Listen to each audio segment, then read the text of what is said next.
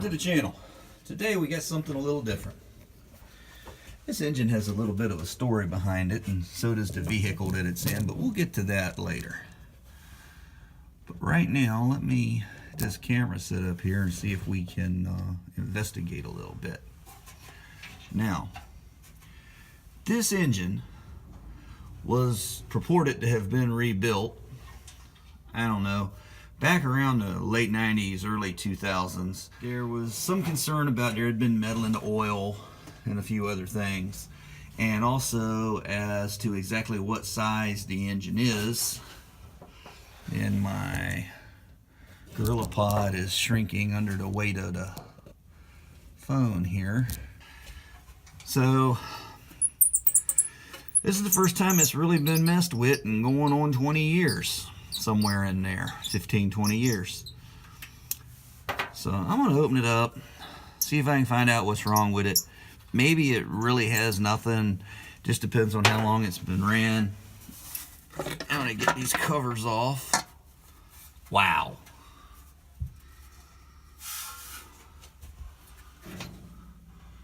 Boy, is she clean.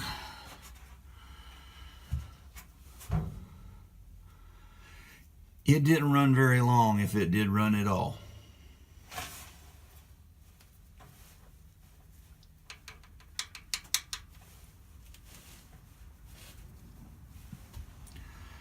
Let me swing you all around here. The luber plate is still in the ends of the pockets and on the tips of the valves. So I think we might have something here. Let's go a little further. Okay. Let me go ahead and get a... Sorry if I'm shaking a little bit. I'm doing this one-handed here. Let's go ahead and get a little ratchet on this thing. Alright, let's go ahead and see if she'll turn. Ooh, we got a noise. Hey, we got rocker movement.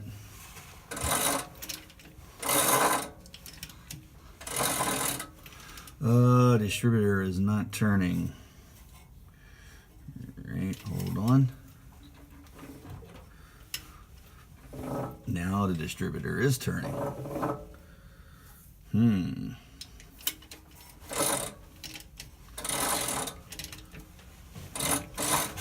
Oh, there it goes. Now the whole thing's turning.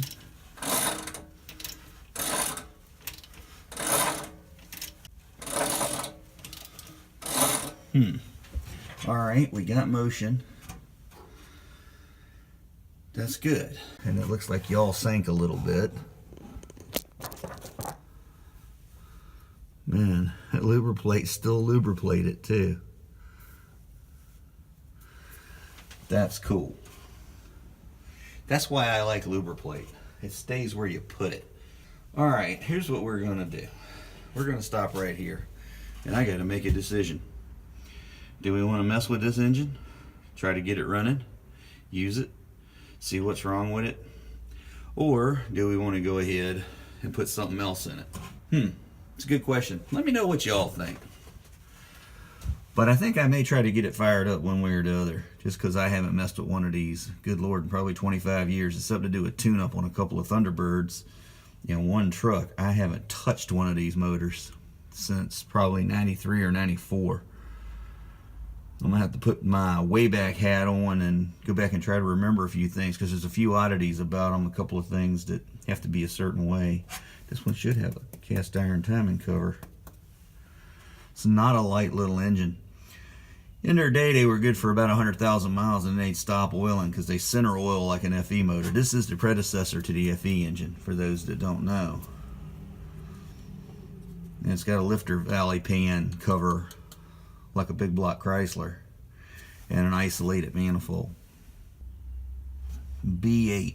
It's got a 58 intake on it. Alright. Of course, that just may have been the casting number. Didn't change if this was a truck motor. I don't know what the motor come out of, engine come out of, whichever way you want to put it.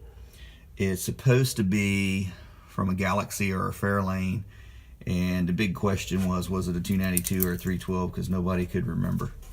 but we'll find out when we open it up. So anyway, as always, thanks for watching. Practice your skills, learn new ones, turn them into craftsmanship either way. Think outside your box, push yourself to try new things. If you got enough doubt to have a question, go ask somebody that probably knows, or do some research. Either way, practice. Just like I haven't been practicing on these, and I'm going to have to go do a little research before I go digging into this thing too much farther. I don't want to damage it. So, until next time, it's been Fab Race Mod Repeat. Have a great day.